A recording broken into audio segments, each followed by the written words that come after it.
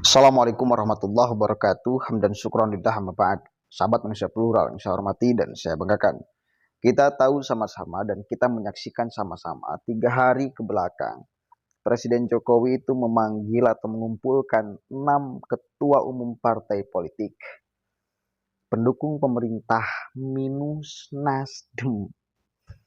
Karena kan sampai sekarang Surya Paloh Nasdemnya selalu mengklaim masih bagian daripada pendukung pemerintah dan akan terus mendukung pemerintah sampai di akhir kepengurusan sampai 2024. Tetapi kemarin Nasdem tidak diikut sertakan di dalam pertemuan 6 ketum partai politik itu. Kita lihat sama-sama apa jawaban Presiden Jokowi ketika ditanya oleh wartawan. Kenapa Nasdem gak diajak bertemu? Kenapa Surya Paloh gak ikut bersama-sama dikumpulkan oleh Presiden Jokowi ini? Kita lihat sama-sama jawaban Presiden Jokowi. Soal politik dong Pak. Kemarin kan Nasdem tidak diundang Pak. Itu kemarin apanya? Waktu teman-teman politik kemarin Pak. Kan tidak ada sih Pak, Nasdem nggak diundang waktu pertemuan dengan tidak ada partai. Ya memang tidak diundang. Kenapa Pak alasannya Pak? Kalau tidak mendukung partai capres lain Pak. Loh, ini Nasdem itu ya kita harus bicara apa adanya ya. Kan sudah memiliki koalisi sendiri.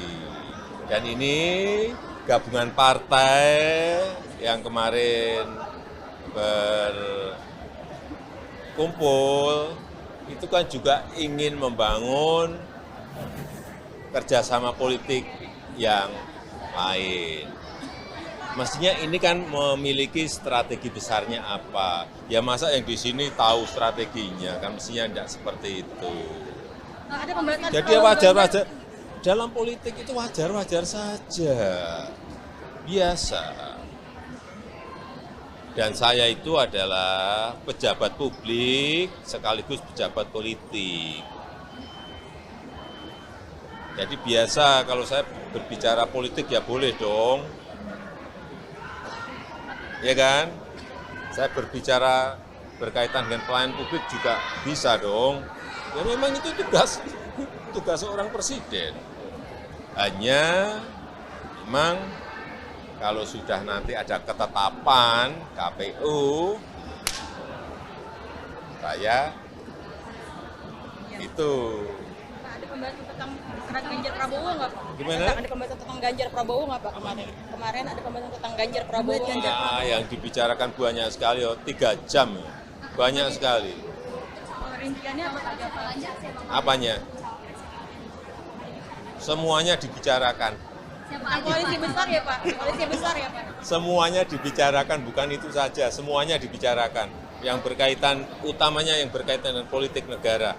Ke depan akan seperti apa, tantangannya negara ini apa. Semuanya. Dan itu butuh kepemimpinan nasional dengan leadership yang kuat. Yang dipercaya oleh rakyat, yang dipercaya oleh internasional, yang dipercaya oleh investor, yang dipercaya oleh... Nah, terakhir WNI Myanmar Pak, WNI isu selentingan keluar duet Pak Prabowo dan Mas Gibran dijodohkan. Itu aja juga didengerin. Soal ada 2 WNI yang disandra di Myanmar. Pertama umur, yang kedua baru 2 tahun aja jadi wali kota. Yang logis saja lah. Bukan cawe-cawe. Oh, itu diskusi aja kok cawe-cawe. Diskusi. Saya tadi kan sampaikan, saya ini juga pejabat politik. Tapi bukan cawe-cawe. Urusan capres, cawapres itu urusannya partai atau gabungan partai. Sudah saya bolak-balik saya sampaikan kan. Tapi kalau mereka mengundang saya mengundang mereka boleh-boleh saja. Apa konstitusi yang dilanggar dari situ? Nggak ada. Tolonglah mengerti bahwa kita ini juga politisi, tapi juga pejabat publik. Oke, jelas. Tegas saya kira jawaban Presiden Jokowi. Lagian aneh, lucu. Ketika Nasdem, ketika Surya Paloh masih ngomong ke sana kemari ke depan publik, ke depan media bahwa Nasdem masih komitmen di dalam mendukung pemerintah. Tetapi sembari dia menjagokan Anies Rashid Baswedan dan dibumbui oleh salah satu kader Nasdem dengan kalimat-kalimat bahwa Anies adalah antitesa Jokowi. Artinya kebalikannya. Bahkan sekarang pun membentuk koalisi perubahan. Artinya mungkin akan berubah semua tatanan yang telah dibangun oleh Presiden Jokowi. Kan gitu ya? Kan koalisinya perubahan. Kan yang ramai itu ada koalisi berkelanjutan, ada koalisi perubahan. Kan gitu ya? Nah, Nasdem membuat koalisi perubahan sebagai bukti nyata bahwa Anies adalah antitesa, simbol antitesa Joko Widodo. Dan saya kira cukup rasional ketika Presiden Jokowi tidak mensertakan Nasdem dari perkumpulan itu. Karena bocor dong nanti apa yang akan direncanakan, apa yang telah dibangun, apa yang akan disusun ke depannya, akan bocor nanti kepada Nasdem. Ini sebagai bentuk ganjaran, resiko yang harus diterima oleh Nasdem, yang harus diterima oleh Surya Paloh. Kenapa dia memilih, memutuskan untuk mencalonkan, menjagokan Anies dan disertai kalimat-kalimat sebagai antitesa. Bahkan suara-suara masyarakat sedari dulu menginginkan untuk presiden mengganti, meresapel menteri-menteri dari Nasdem. Tetapi ya sampai sekarang masih ada menteri-menteri yang dari Nasdem. Entah kemudian hitungannya seperti apa. Yang jelas pertemuan 6 ketum partai itu merupakan ganjaran yang wajib diterima, yang harus diterima oleh Surya Paloh, oleh Nasdem ketika dia memilih jalan perubahan itu. Perubahan yang sebetulnya tidak ada rubahnya. Apa coba yang berubahnya? Nggak ada.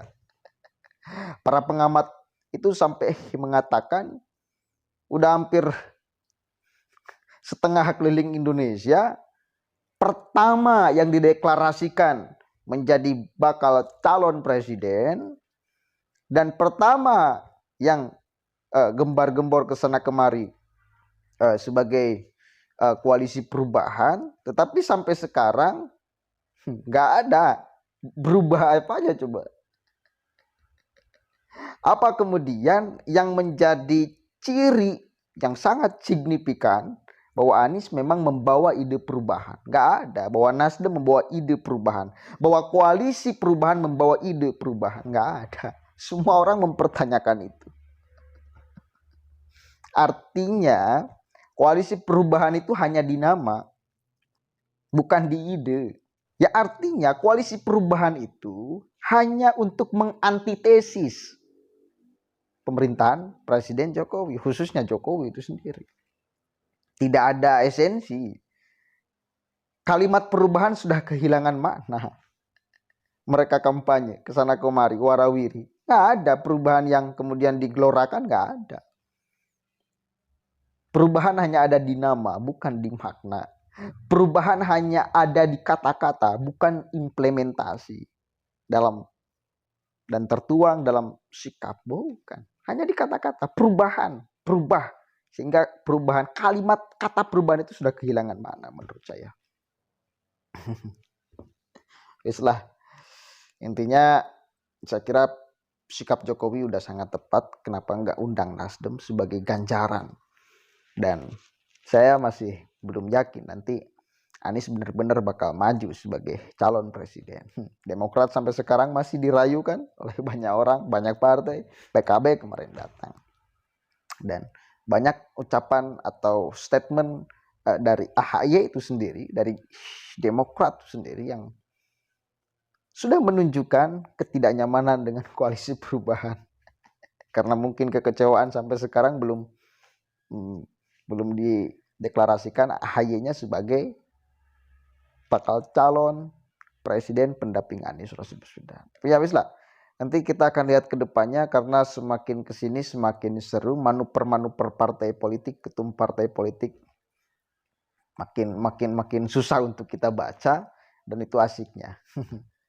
Supaya kita menjadi berpikir bahwa dalam politik semua kemungkinan bisa terjadi. Segala kemungkinan bisa terjadi. Mungkin nanti Nasdem akan meninggalkan Anies, itu bisa terjadi dengan berbagai alasan.